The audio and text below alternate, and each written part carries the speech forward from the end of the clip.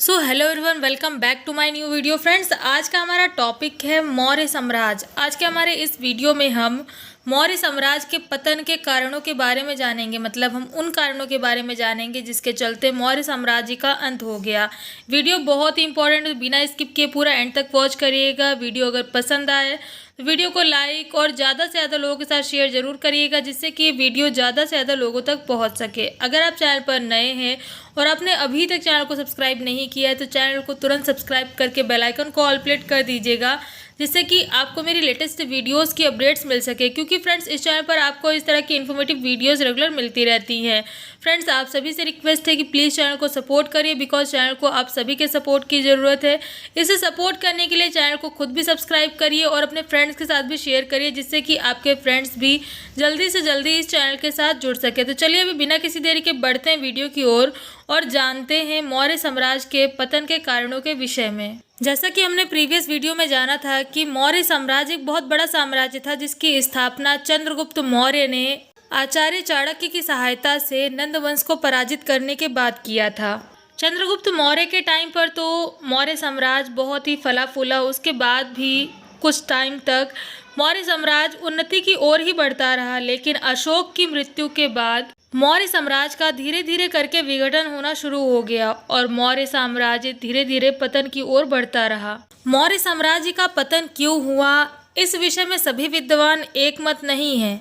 सबके विचार इसके बारे में अलग अलग हैं। जैसे कि डॉक्टर रोमिला थापर का कहना है कि मौर्य साम्राज्य के पतन का मुख्य कारण अशोक के उत्तराधिकारियों का निर्बल और अयोग्य होना था। मतलब क्योंकि अशोक के उत्तराधिकारी योग्य नहीं थे, वे निर्बल थे, इसी वजह से मौर्य साम्राज्य का पतन हो गया, ऐसा डॉक्टर रोमिला थापर का कहना है। वहीं डॉक्टर हेमचंद्र राय चौधरी ये मानते हैं कि मौर्य साम्राज्य का पतन अशोक की अहिंसावादी जो नीति थी उसके कारण हुआ।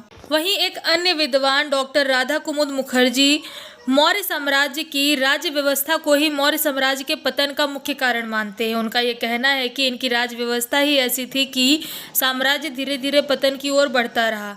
कुल मिलाकर हम ये कह सकते हैं कि मौर्य साम्राज्य का जो विघटन हुआ, जो पतन हुआ, इसके पीछे कोई एक कारण नहीं था, बल्कि कई कारण थे, जिसकी वजह से धीरे धीरे करके इस साम्राज्य का अंत हो गया। जैसे कि ये जो साम्राज्य था ये बहुत ही विशाल था। ये तो आप सभी जानते हैं कि चंद्रगुप्त मौर्य ने जब मौर्य साम्राज्य की नींव रखी थी, तब उस टाइम पीरियड पर इन्होंने अपने साम्राज्य को बढ़ाने के लिए कई प्रयास किए थे और अपने साम्राज्य को काफ़ी बड़ा कर लिया था। इसके बाद जब बिंदुसार आए, इन्होंने भी अपने साम्राज्य को काफ़ी ज़्यादा बढ़ाया। देन इसके बाद जब अशोक ने शासन किया मौर्य साम्राज्य में, तो इन्होंने भी अपने साम्राज्य को बहुत ज़्यादा बढ़ाया। इनका साम्राज्य इतना बड़ा हो गया था कि अयोग्य उत्तराधिकारियों के लिए इतने बड़े साम्राज्य को संभालना बिल्कुल भी मुमकिन नहीं हो रहा था।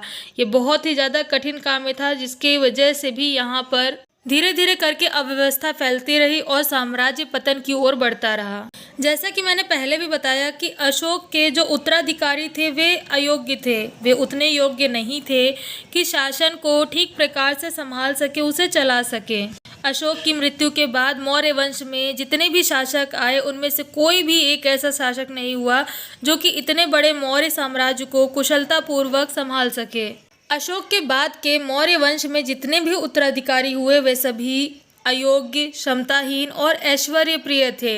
वे हमेशा भोगविलास में डूबे हुए रहते थे। अब जाहिर सी बात है कि अगर आपने अपना काम बहुत ज़्यादा फैला लिया है और उसको अगर आप सही तरीके से नहीं संभालेंगे तो क्या होगा, आपको घाटा होना शुरू होगा और एक टाइम ऐसा आएगा कि आपका काम पूरी तरीके से ठप हो जाएगा। तो ठीक वैसे ही यहाँ पर भी हुआ। मौर्य साम्राज्य तो इतना बड़ा हो गया था कि जो भी राजा यहाँ पर बैठे उसको बहुत ही कुशलता के साथ शासन को संभालने की ज़रूरत थी।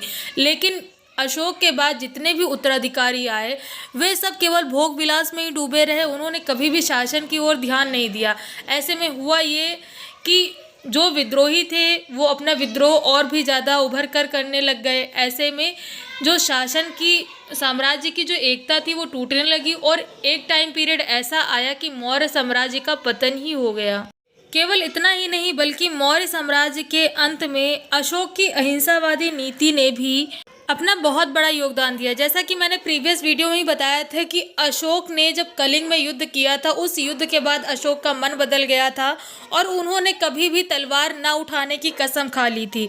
उसी टाइम पीरियड से उन्होंने लड़ाई करना बंद कर दिया था, युद्ध करना बंद कर दिया था। उन्होंने कभी भी कहीं पर भी आक्रमण नहीं किया उस युद्ध के बाद।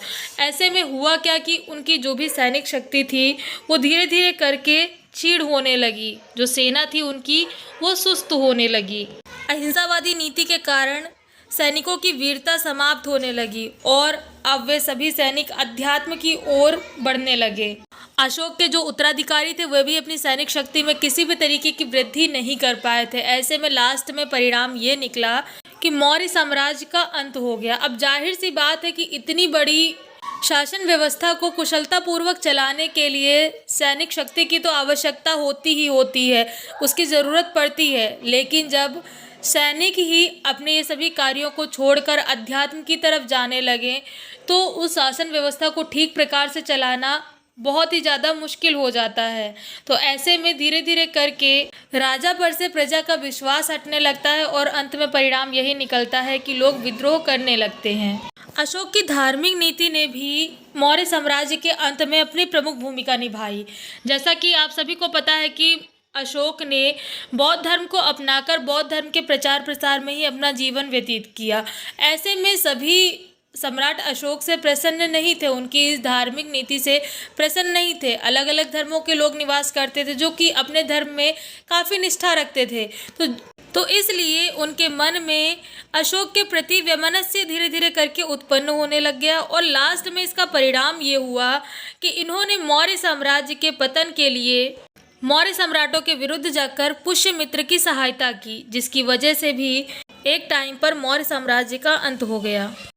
तो फ्रेंड्स, ये थी जानकारी मौर्य साम्राज्य के पतन के कारणों के विषय में। उम्मीद करती हूँ कि वीडियो में दी गई जानकारी आपको पसंद आई होगी। वीडियो में दी गई जानकारी कैसी लगी कमेंट करके ज़रूर बताएं। फ्रेंड्स, यहाँ पर दी गई जानकारी अभी कंप्लीट नहीं है, अभी कुछ पॉइंट्स ऐसे बाकी हैं जिसे हम नेक्स्ट वीडियो में डिस्कस करेंगे। वीडियो बहुत ही इंपॉर्टेंट है तो इसलिए देखना बिल्कुल भी मिस मत करिएगा। वीडियो जल्दी ही चैनल पर प्रोवाइड करा दी जाएगी। वीडियो की नोटिफिकेशन आपको सबसे पहले मिल सके इसके लिए चैनल को सब्सक्राइब करके बेल आइकन को ऑल प्लेट जरूर कर दीजिएगा। फ्रेंड्स, वीडियो अगर पसंद आया हो तो वीडियो को लाइक और ज़्यादा से ज़्यादा लोगों के साथ शेयर जरूर करें, जिससे कि ये जानकारी ज़्यादा से ज़्यादा लोगों तक पहुंच सके, इस चैनल के साथ ज़्यादा से ज़्यादा लोग जुड़ सके। तो फ्रेंड्स, आज की वीडियो बस इतना ही। मिलते हैं नेक्स्ट वीडियो में कुछ नई जानकारियों के साथ।